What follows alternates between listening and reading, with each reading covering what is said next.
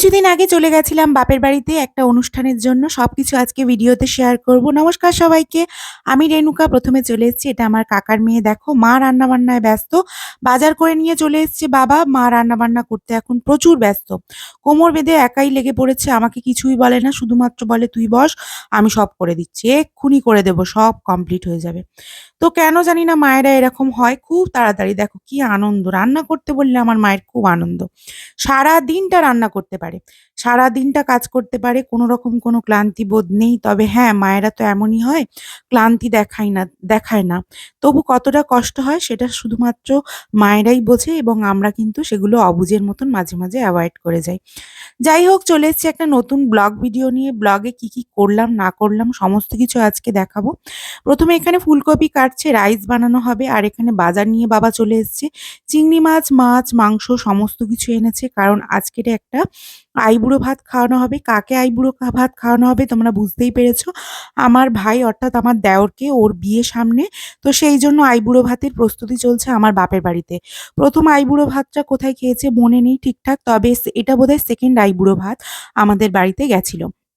তারপরে দেখো মা এখানে রান্নাবান্না সব একা হাতে বসিয়ে দিয়েছে।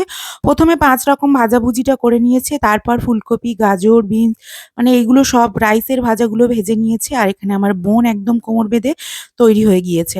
আমার বোন এখনকার মতন একদমই নয়। তার কারণ একটাই কথা, ও কিন্তু সংসার এবং ঘরবাড়ি কাজকর্ম এইসবে এক্সপার্ট। মানে কি বলবো, ওর সমস্তটাই আ কাজের দিকে সবসময় মন। যতটা আমার অতটা ছিল না। যেহেতু আমি টিউশন করতাম, পড়াশুনো করতাম সেইজন্য ওর মতন করে অতটা সংসার গোছাতে আমি শিখিনি। আমার বোন বলতে পারো আমাদের বাড়ির সবার ছায়া। ও যদি না থাকে ঘরের মধ্যে বা কোনোদিন কোনো পড়াশুনোর কাজে ব্যস্ত থাকে বা সেলাইয়ের কাজে যায় ব্যস্ত থাকে, তো সেই দিন আরকি আমরা সবাই মিলে মানে চোখ থাকতে অন্ধ এবং পা থাকতে খোঁড়া হয়ে পড়ব।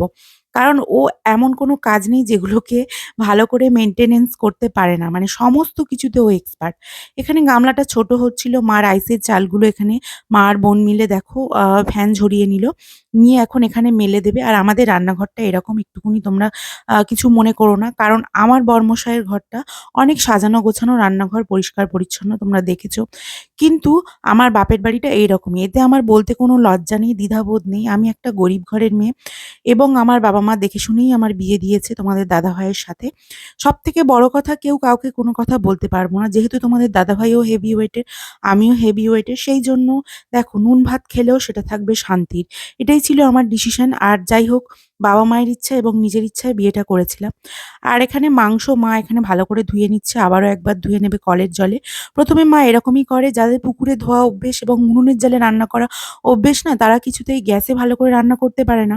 আর যাদের ভালো করে পুকুরে ধোয়া অভ্যেস তারা খুব একটা কলের জলে খুব একটা মানে কমফোর্টেবল বোধ করে না। যতটা পারে পুকুরে ধুয়ে নেয়, তারপরে আবারও কলে ধোয়।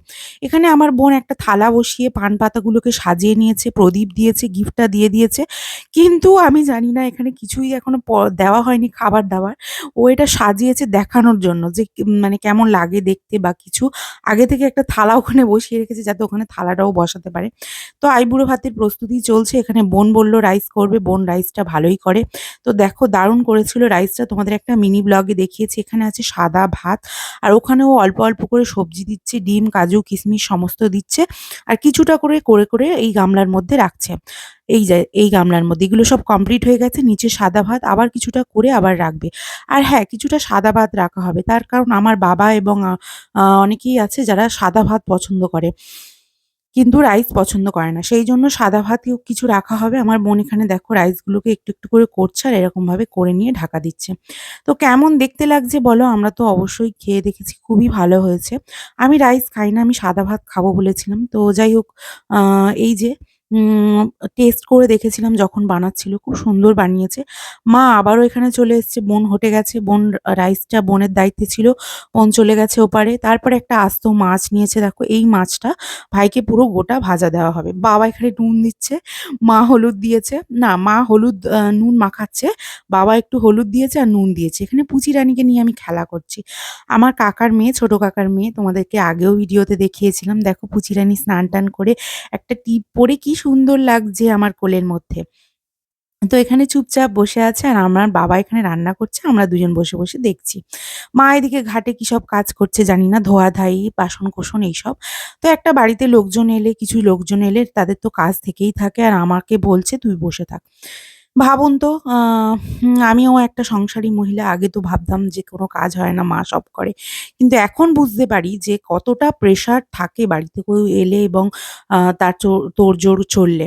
এই যে দেখো এবার পান পাতাটা থালাটা নিয়ে ধুয়ে আবার ভাত বেড়ে এনেছে। এবারে এরকমভাবে সাজিয়ে দিয়েছে। কি, কি ছিল ৫ রকম ভাজা, আ সবজি, ডাল, রাইস, মাছ ভাজা, মাংস, মাছের ঝাল আর ছিল চাটনি, পাঁপড়, একটা সবজি চিংড়ি মাছ দিয়ে আর স্যালাড আর ছিল ৫ রকম ৭ রকম মিষ্টি, দই, ৭ রকম ফল।